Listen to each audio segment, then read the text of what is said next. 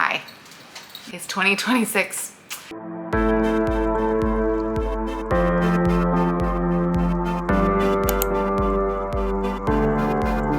We're here to talk about 2026 goals.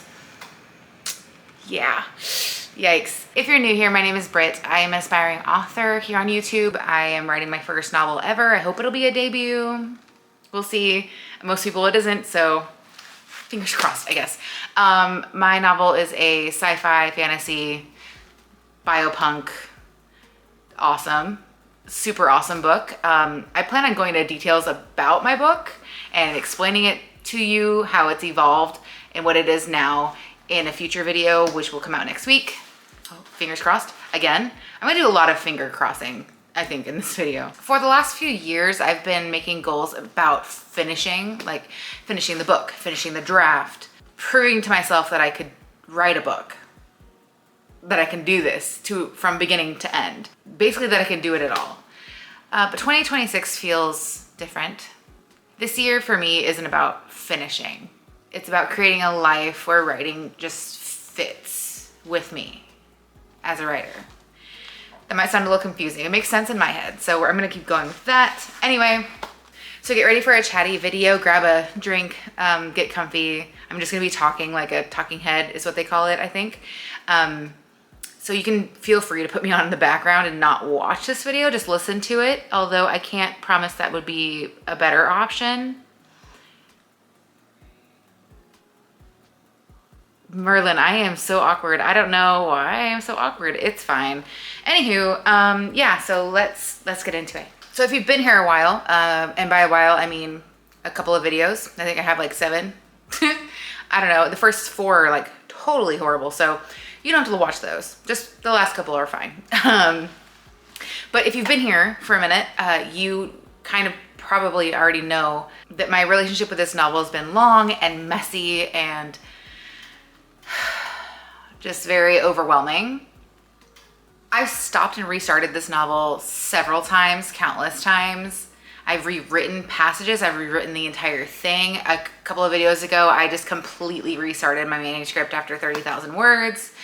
That was not the first time I've done that. I've restarted it with similar word counts before. But instead of pretending that that doesn't matter or those things didn't matter, I want to let that history inform how I move forward now in the process with my book. So the goals I have for this year are not hustle goals, like at all. These are sustainability goals. Creative goals that respect the fact that I'm a whole person with a body, with a job, with a relationship, and honestly with a life outside of the page, basically. I want to be a writer, so it's a very important thing for me to write. But I also know that I set myself up for failure a lot. And this is where these goals are gonna come into play. Yeah, so let's just get into it, I guess. My biggest goal in 2026 is to complete the first draft of my novel. Wow, I'm sure you guys are all super surprised by that goal. I was not surprised by that. You are not surprised by that goal.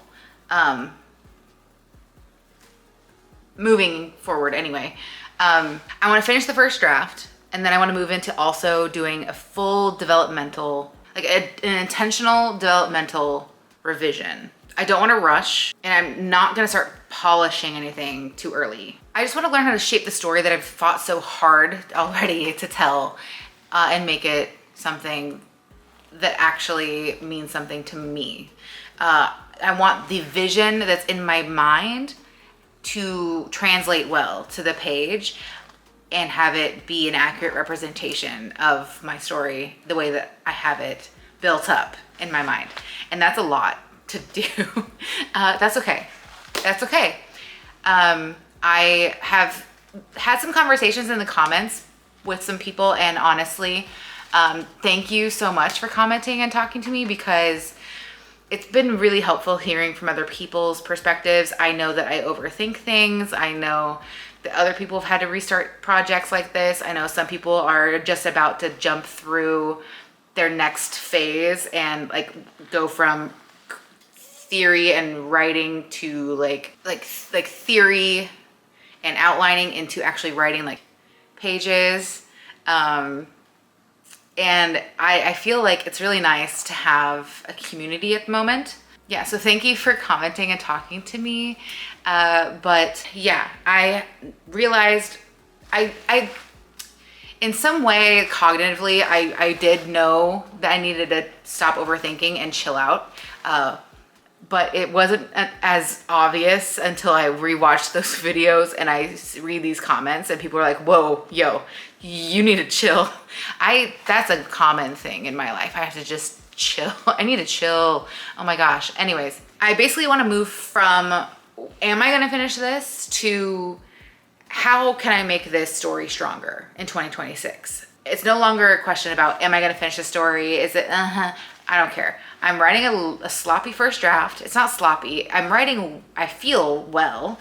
But I know that a lot of it's going to get cut in developmental edits, revisions, and I just don't want to get too in love with any piece of writing because they say to kill your darlings and whatnot. And I don't want that to be something that I have to worry about. So I'm just going to keep pushing forward the way that I have been. And thank you for everyone for supporting that. Basically, because I'm moving from, instead of can I finish this, how to make it stronger, this also means that I need to let go of the idea of writing every single day. I know that's taboo. Oh my God, I said that. That's like not okay. Everyone says you need to write every day to make a habit and all of that. And that's fine for a lot of people. I know that it's not going to work for me. If I try to make a habit happen every day, the minute that I fail, even just once or twice, I give up the entire project. I know myself well enough to know that I cannot maintain or sustain an everyday writing routine. Instead, I'm focusing on a weekly rhythm that can actually sustain in my real life, like alongside my real life.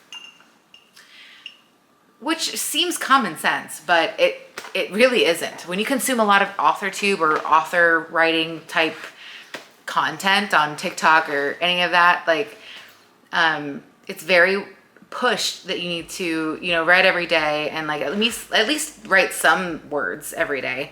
And I know that I am not that person. So if I don't leave a little bit of room for error, then I think I'm a failure and then I have like an issue, a complex. Also, if you couldn't tell, I am an eldest firstborn daughter of 5 children and I have that complex. Google it if you don't know what I'm talking about. So my official goal is to write 5 days a week. 5. That gives me 2 days to fail.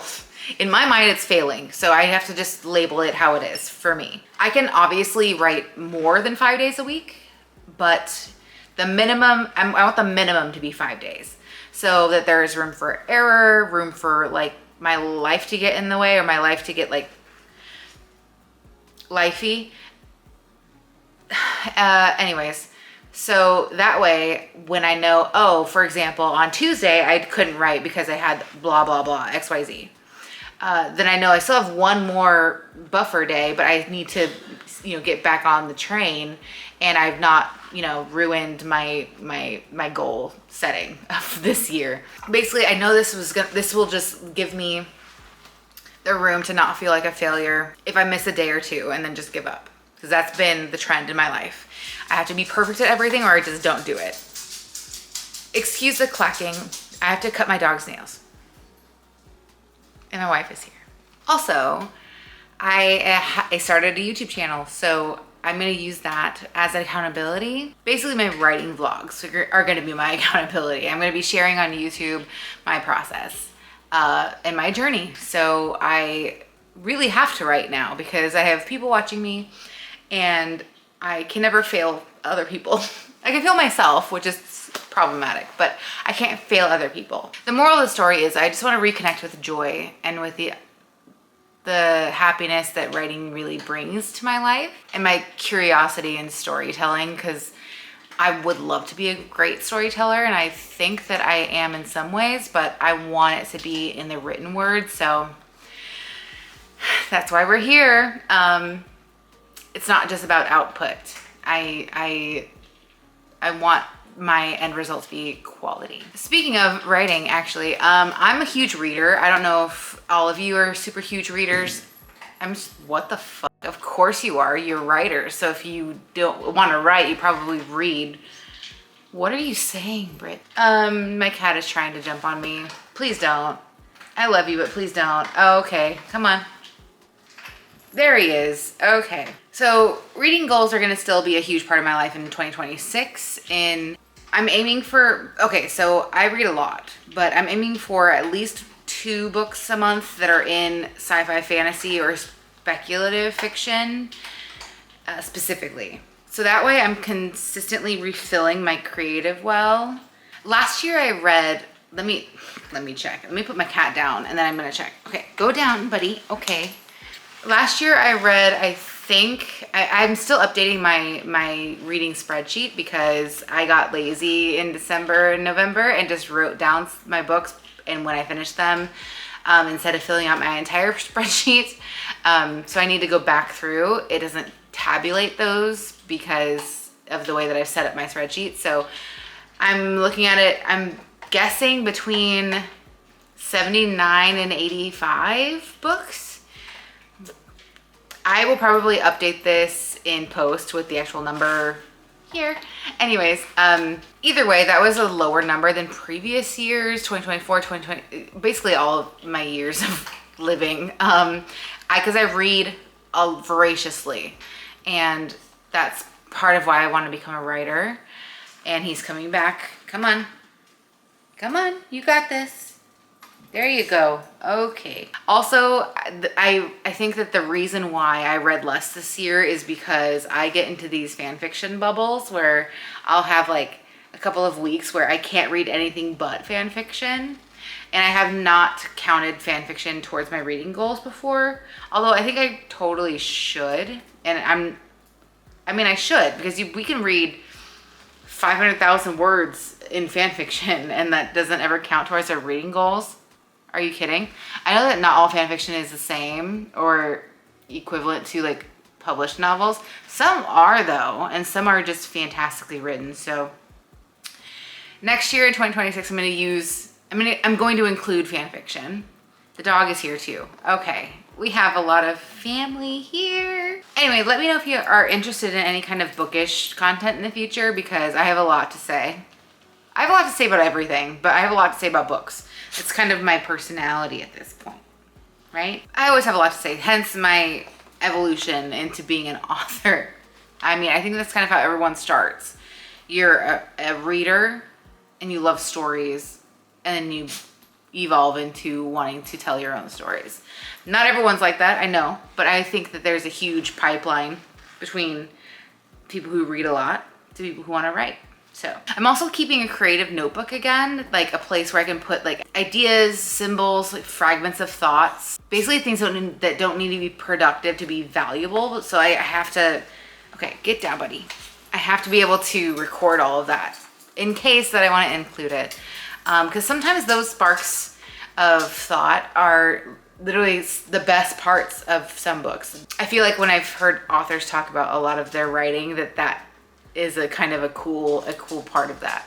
Anyway, that was a weird tangent, but I also have some smaller yet also important goals. They're not smaller, they're just not writing goals. So I have some relationship and like life goals coming up. So if you don't like that, you can skip ahead. But when it comes to life and wellness, I think that it's important to have goals there as well, because none of this works if I'm exhausted. Ever. Anyone, I think, not just me. These types of goals don't work if you're exhausted. So my life goal for this year, for 2026, is protecting my energy. And I'm sorry, my dog is still very needy down here. So I'm not just randomly rubbing my leg, I'm petting my dog. Anyway, I'm gonna be prioritizing sleep this year. I've never done that, and I think I really should.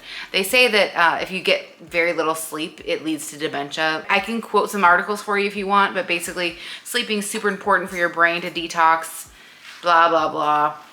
Getting good sleep reduces your risks of developing dementia, and I have plenty of family members who've had dementia. So I think that I need to prioritize my sleep. I'm in my 30s. Things need to get started when it comes to taking care of my health seriously. So I'm basically going to prioritize sleep and my evenings, and then also slow mornings, which is rough because I snooze my alarm until this last second before I can just rush through my routine and get to work. So I have honestly since January 2nd, so not the 1st because that was a rough morning. Anyways, so starting January 2nd, I really started prioritizing sleep and my morning routine. I have this little journal down here. It's like a cute little, honestly, it's those,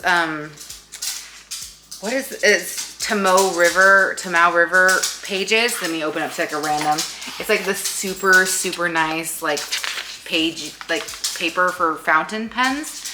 And I've been doing like the wake up and do like several pages of like stream of consciousness writing.